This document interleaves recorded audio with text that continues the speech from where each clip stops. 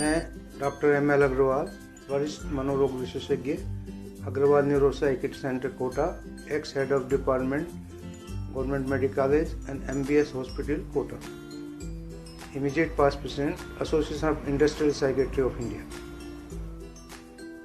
तो डॉक्टर साहब, हम जानना चाहेंगे कि किस स्थिति में व्यक्ति को मनोचिकित्सक के पास जाना चाहिए।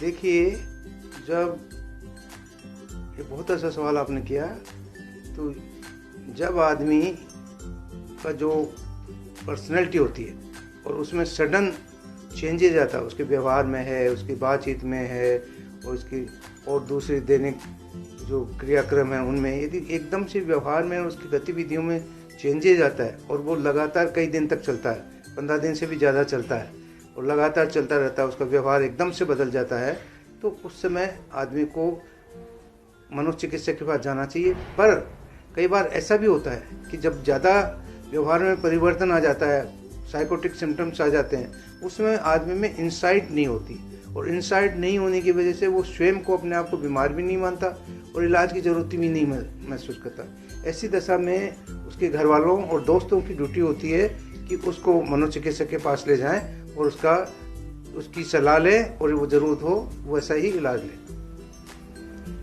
तो इसके इलाज में कितने दिन का समय उसको लगता है और क्या उसकी मतलब फीलिंग्स रहती है इस दौरान?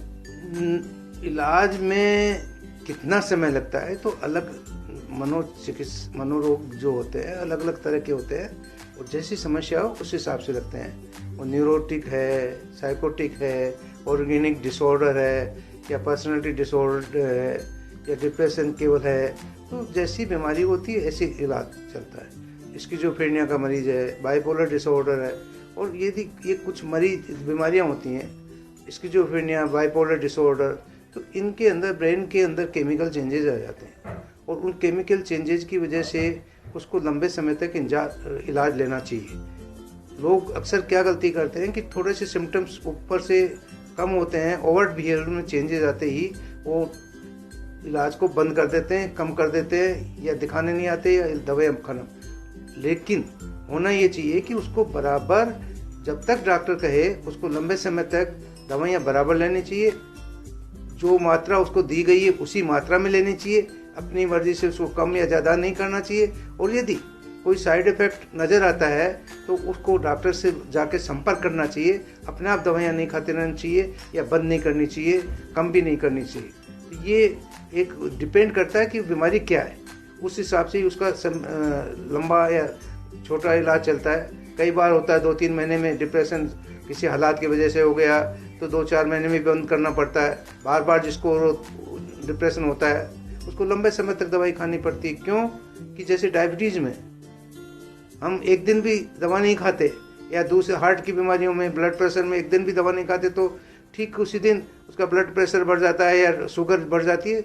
इसी प्रकार इसमें भी कुछ बीमारियों में जब बायोलॉजिकल कारणस होते हैं तो उसको मेंटेनेंस थेरेपी देना ज़रूरी होता है, जिसकी वजह से हम उनको मेंटेन करके रखते हैं। जैसे बाइपोलर डिसऑर्डर है, बाइपोलर डिसऑर्डर के अंदर मूड डिसऑर्डर होता है, जिसमें कभी तेजी आ जाती है और कभी सुस्ती आ जाती है, बिल्कुल डिप्रेशन में चला जाता है, जिसमें सुसाइडल टेंडेंसी भी आ जाती है, या बिल्कुल एक हाई फाई हो जाता है, अपने आप को बिल्कुल ग्रेंडियोसिटी आ जाती है, अपने आप को बहुत बड़ा आदमी समझने लग जाता है, ज़्यादा खर्च करता है, ज़्यादा बात है। दोनों ही कंडीशन अच्छी नहीं होती।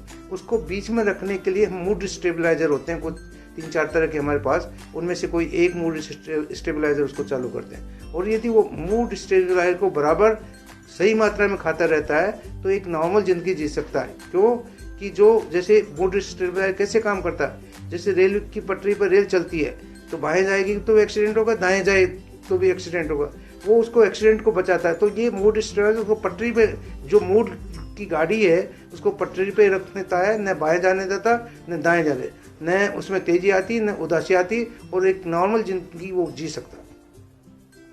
तो परिवार के लोग जैसे कि कई बार आपस में बहुत ज़्यादा गुस्सा होने लग जाता है, किसी व्यक्ति का स्वभाव एकदम चिड़चिड़ा हो जाता है, क्या ये भी मनोरोग के लक्षण है?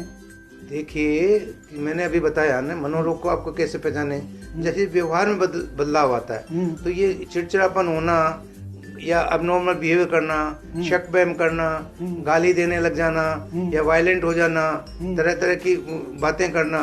कभी कभी लगता है उसको बिना मतलब का शक बहम होने लग जाता है कि वो उसमें पक्का विश्वास होता है उसको। कभी बार बार हाथ धोने लग जाता है, चीजें चेक करने लग जाता है। तो तरह तरह के लक्षण इसमें होते हैं और उनको पहचान के और मनोचिकित्सक से सलाह लेके उसका इलाज कराना चाहिए। ये डेफिनेटली जो आदमी बिना मतलब चिड़चिड़ा हो जाता है या पर्सनालिटी में एकदम से चेंजेस आ जाता है, तो वो कईयों की पर्सनालिटी होती है जल्दी तुनक मिजाज जो होते हैं, पर उनको इलाज की जरूरत नहीं होती, काउंसलिंग उनकी कर दी जाती है। लेकिन उसको ले जाके राय जरूर लेनी चाहिए, जिसकी वजह से उसको एक नॉर्मल जिंदगी जी सकता है। उसमें तो जरूरी नहीं है उसको कोई दवाई दी जाए, केवल उसको काउंसलिंग से भी ठीक किया जा सकता है। धन्यवाद डॉक्टर साहब।